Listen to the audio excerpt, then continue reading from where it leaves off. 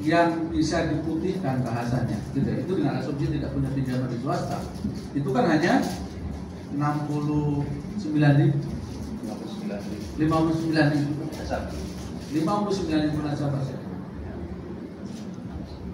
Makanya penting untuk memastikan bagaimana pengaturan ini bisa dipahami juga oleh masyarakat.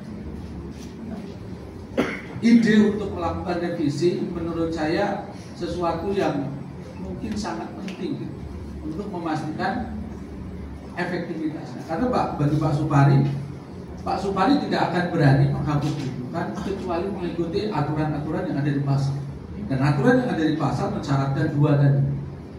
Harus sudah direstru, harus sudah dilakukan penagihan optimal. Nah, masalahnya Pak Menteri tadi juga menyampaikan pinjaman UMKM dengan nominal yang kecil itu biasanya tidak dilakukan restrukturisasi karena biaya restrukturisasinya lebih besar dibanding kemungkinan bisa ditagihnya kembali pinjaman itu. Nah, mungkin nanti Bapak Ibu dari Kementerian UMKM penting ya untuk mengawal proses revisi ini untuk memastikan ya kalau mau direvisi dipastikan memberikan dampak yang optimal. Di satu sisi karena pelaku penghapus bukuan dan penghapus tagihan itu adalah Bapak Ibu di bank, Pak Supari dan rekan-rekan di Bank Himbara yang lain, maka beliau perlu mendapatkan kepastian hukum atas seluruh tindakan yang diambil. Itu masalah.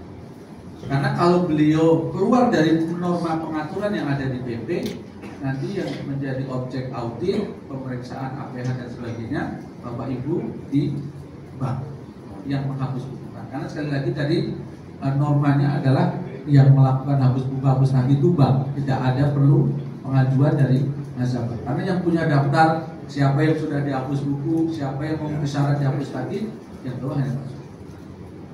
Nah kemudian yang berikutnya, yang keempat, penting untuk menjaga supaya tidak terjadi moral hazard.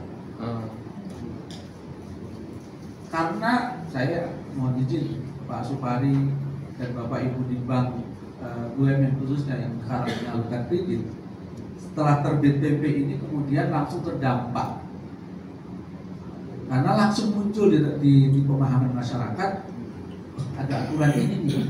Ternyata kalau kita pinjam ke bank, kita masuk kategori UMKM, kita nggak usah bayar. Karena di pemahaman masyarakat bisa berbeda-beda. Mungkin di PR kita juga untuk memastikan pemahaman itu benar, pemahaman yang benar dengan sosialisasi. Nah, moral hazard itu yang harus dijaga. Kalau tidak nanti, mohon izin, Pak Supari dan Bapak Ibu di bank mikir-mikir untuk nyalurin kredit UMKM. Malah jangan-jangan, nanti kalau saya kasih pinjaman banyak yang nggak bayar, saya yang rugi.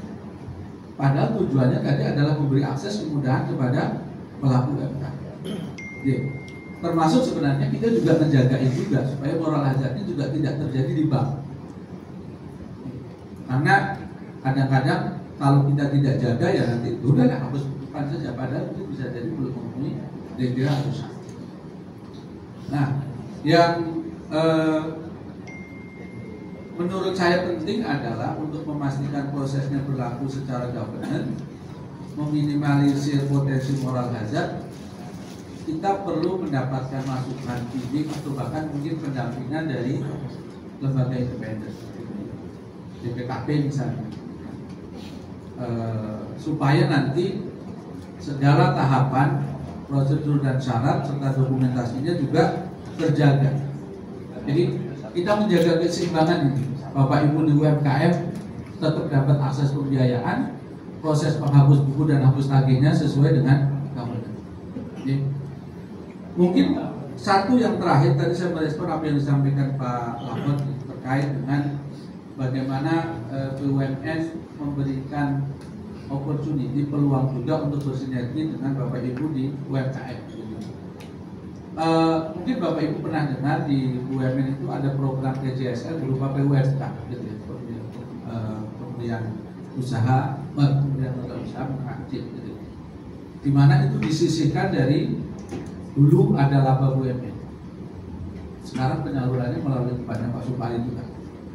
Dimana kalau akses ini diberikan, akses pembiayaan ini diberikan, masyarakat bisa mendapatkan permodalan dengan bunga yang jauh lebih rendah, bahkan mungkin di bawah kur, di bawah dengan yang lain. Cuma memang space-nya, kapasitasnya terbatas. CSR ya? Dulu bagian dari CSR. Ya, PKBL. Ya, PKBL ya, gitu kan.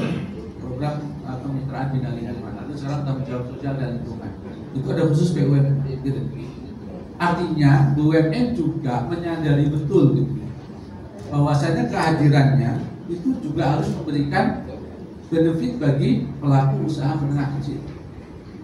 Yang kedua, di holdingnya Pak Supari itu mungkin tadi dimention juga oleh Pak Agus, ada PNM, ada Pegadaian, di mana PNM ini bahkan pinjamannya adalah ultra mikro dengan nominal yang sangat kecil, 2 juta, 5 juta kepada perempuan, wanita, ibu rumah tangga yang mau berusaha, yang nanti harapannya itu menjadi cikal bakal pelaku UMKM di skala yang lebih besar. Makanya di istilah kami di tempat Pak Supari itu kita mengukur pelaku usaha kecil mikro, UMI naik kelas. Jadi yang berapa yang naik kelas dari pinjaman ultra mikro ke mikro gitu, dan seterusnya nanti sampai ke kur sampai ke pedes, itu kita lihat. Karena kita ingin pelaku usaha itu juga semakin lama semakin tumbuh, semakin berkembang, bahkan mungkin bisa menjadi eksportir gitu. Jadi kita tidak ingin juga